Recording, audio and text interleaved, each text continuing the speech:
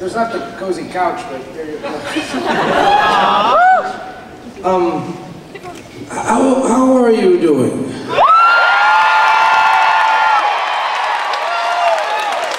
This is my friend Neil Gaiman.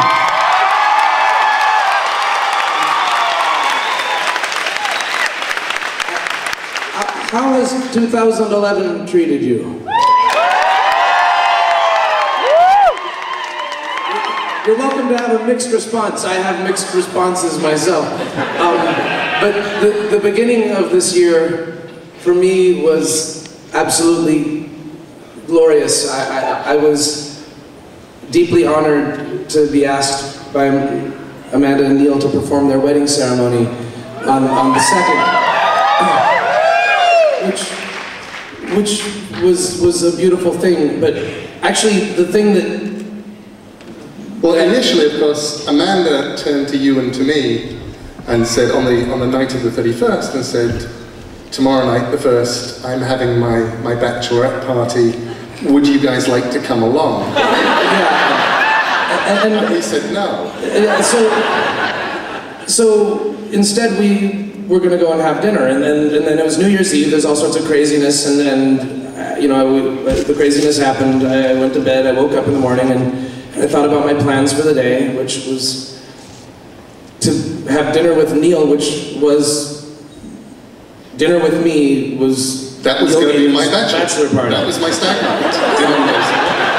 So I had just a few hours to try to think of some variation on that dinner. I'm going to let Neil talk about that.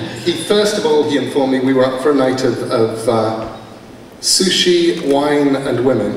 Wine, women, and fish. Wine, women, and fish. And we went out for sushi, and that was very wonderful, and we had a marvelous time, and I thought, well, this was good. This was a wonderful dinner. And then he said, now, wine. And he drove us to a remote place, and then we walked through a remote and rather peculiar area until we came to a concrete spit of land, and we sat and we drank bad wine and watched the storm come in. And then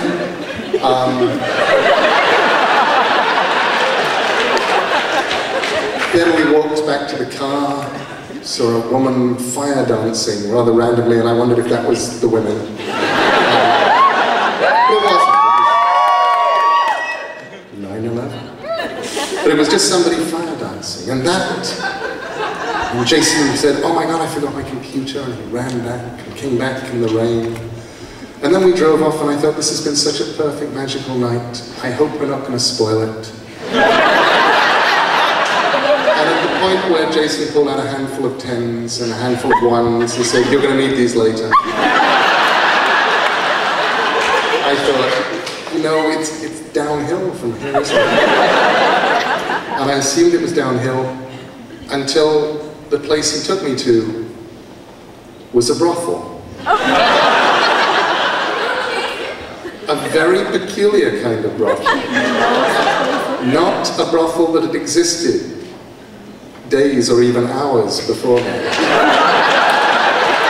Filled with incredibly beautiful women, and I'm going, what is happening here? Tell the password, I'm ushered in, I'm sat down. And one by one, each of these astoundingly beautiful women came over and recited a poem. And the following morning, as a small thank you, I wrote a poem myself. And this is it. The Rhyme Maidens, 1/1/11. The night before my wedding, I was taken to a castle. It was empty and abandoned, so I read the scrawled graffiti. Words like truth and love and nowhere. We sat down on dampened concrete where we talked about religion as the storm clouds took the city. And we drank the wine of weddings from a bottle that was painted with a skull. Mist and rain devoured the city, made the distant buildings vanish. So we walked back, seeing no one, just two flames that danced together, which we guessed must be a woman Then the rain came down like suicides. We ran like bolting rabbits, fled like men to a bordello where the password was 11. And she led us to her parlour, the Madame. In the candle-flickered parlour were 11 seated maidens, each as elegant as poetry, as beautiful as rhyme. One by one, they'd sit beside me, unfold paper, read a poem. This one wants to be a cutthroat, that one warns me of bananas. Whispered lust in lost iambics. Then I tuck $11 in each hand. An accordion played salty songs. The mistress made us welcome, sang 3 songs of pain and sadness in her voice like rotting velvet, as the rain came down like suicides or typewriters in songs on the night before my wedding. I was thinking of this poem and its need to be discovered, like a child in a forest or a skull. In the end, the front door opened. My love read the final poem, and she stared with wanton candor at the maidens of the rhyme, while the rain tapped on the windows, warned of change and transformations. Then the night before my wedding shook itself just like a raven, turned itself into a story, took us all into its shadow, and was done.